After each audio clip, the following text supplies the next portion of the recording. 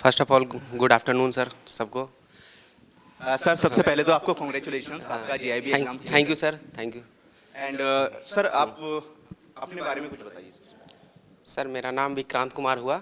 मैं bank of India में head cashier के पोस्ट पे हूँ और जीआईबी हमारा 2002 में 22 में क्लियर हुआ। और इसका पूरा श्रेय हमारा जो है अड्डा 247 को जाता है। स्पेशली प्रियांशु मैम नहीं है, वो उनका क्लास जो हमको सबसे कड़ा लग रहा था कि एवीएम वो अकाउंटिंग कैसे होगा, तो उनका हर तरफ से मैंने उसका जो है उनके क्लास को लिया और उनके क्लास से इतना मैं ये हो गया हूँ कि अभी मैं किसी को भी क्लास ले सकता हूँ, किसी को भी पढ़ा सकता हूँ उस चीज़ को। और उनसे इंस्पायर होकर के हम आगे बढ़े सर। और इसके बाद सीआईबी का जो है क्लास किया मैंने, अड्डा से ही किया है, महापैक लिए थे तो वहाँ से भी किए। थोड़ा सा के लिए जो है अभी ये हो गए हैं, लेकिन हम होपलेस नहीं हुए हैं सर। नेक्स्ट में यानी मई जून में एकदम डेफिनेटली हम अपना रिजल्ट देंगे सर। बिल्कुल सर, सीआईबी के लिए आपको all the best. And sir आपको अड्डा 24/7 के बारे में कैसे पता चला कि जीआईबी की प्रिपरेशन मुझे यहाँ से करनी है या जीआईबी की तैयारी करवाते हैं? जी सर, एक्चुअली सर मैं यूट्यूब का क्लास जो है शुरू से ही इसका देख रहा था।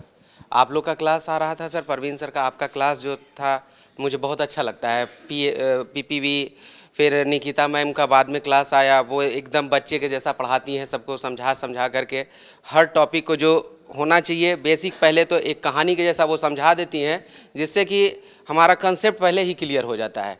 आगे हम लोगों को लगता है कि अब हमको सिर्फ रिवीजन करेंगे और उस प्लेटफॉर्म को पकड़ के आगे बढ़ेंगे, डेफिनेटली सक्सेस होंगे हम।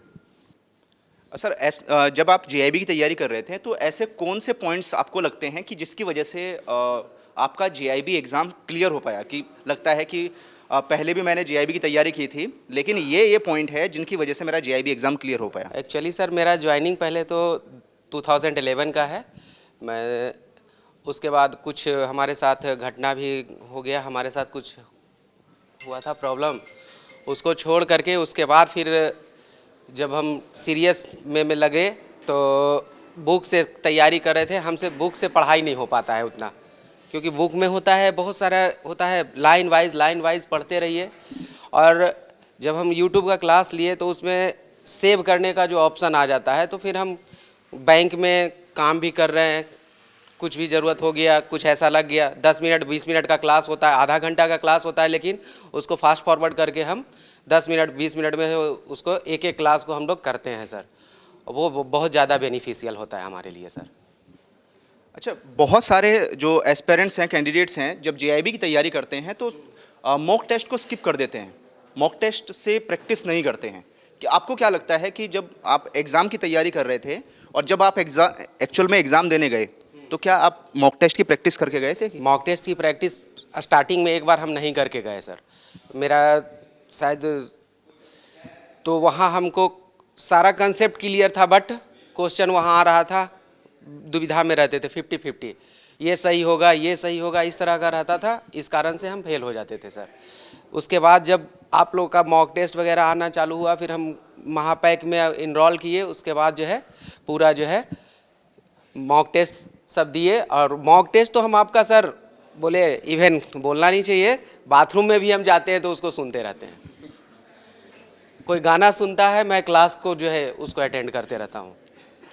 बहुत बढ़िया, सर ने एक बहुत अच्छी बात बोली है कि जब टाइम निकालने की बात आती है तो कहीं से भी टाइम निकाल सकते हैं, है ना। तो जब हमें अपने टारगेट की तरफ बढ़ना है, हमें अपना टारगेट अचीव करना है, तो समय कहीं ना कहीं से आ ही जाएगा। वो तो कई बार क्या होता है कि हम अपने आप से ही बहाने बना रहे होते हैं कि समय नहीं है, टाइम नहीं है ना। लेकिन अगर हमने एक टारगेट बना लिया, सेट कर लिया कि हमें यहाँ पहुँचना है, तो कहीं से भी टाइम निकलेगा, निकल जाएगा। तो कहीं ना कहीं ये आपकी सक्सेस के पीछे का ये पूरा का पूरा सारे पॉइंट्स रहे हैं। अब बाई प्रोफेशनल मैं स्टार्टिंग में बैंक पीओ, बैंक कलर का टीचर भी रह चुका हूँ सर। हमारे करीब 400 स्टूडेंट बैंक में हैं सर। सीनियर मैनेजर के पोस्ट वगैरह सारे पे हैं सर। हम 2011 में ज्वाइन करने से पहले बैंक में ही थे। और उसके बाद उस समय भी हमारे बच्चे जो है जब हम बाहर ज्वाइन करने चले गए तो पता चला कि उससे पहले जो है एग्ज़ाम में ये नहीं लिया जाता था, क्या बोलते हैं, जीएस वगैरह का ज़्यादा उतना ये नहीं रहता था। हाँ, करंट अफेयर्स नहीं लिया जाता था। हाँ, तो कोई स्टूडेंट एक बार हमको बताया फ़ोन करके कि सर करंट अफेयर्स कैसे तैयारी करें, तो फिर हम साइट पे ऐसा ही इधर उधर कर रहे थे तो अचानक से अड्डा का आया, तो मैंने उन लोगों को सजेस्ट किया और हमारे बहुत सारे स्टूडेंट मेरे नौकरी के बाद सर बहुत सारे स्टूडेंट उस फील्ड में भी जो है तैयारी करके जो है ले नौकरी लिए हैं सर। आपकी सीआईबी की तैयारी कैसे चल रही है सर?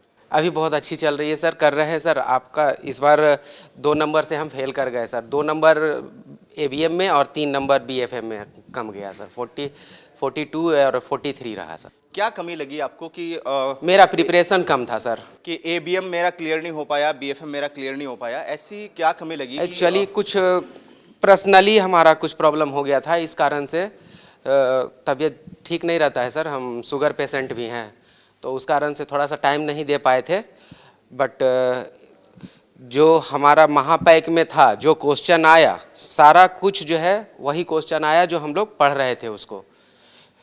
स्पेशली एचआर के लिए मैम के बारे में बात करेंगे, वो हमारे ही बैंक से शायद छोड़ी हैं। हाँ, उनका क्लास भी हमने किया है, मॉड्यूल सी उस समय था, अभी तो मॉड्यूल बी में आ गया एचआर, तो वो भी सफिशिएंट था सर। बट इंसिडेंट हो गया हमारा, हम गलती कर बैठे वहाँ पे।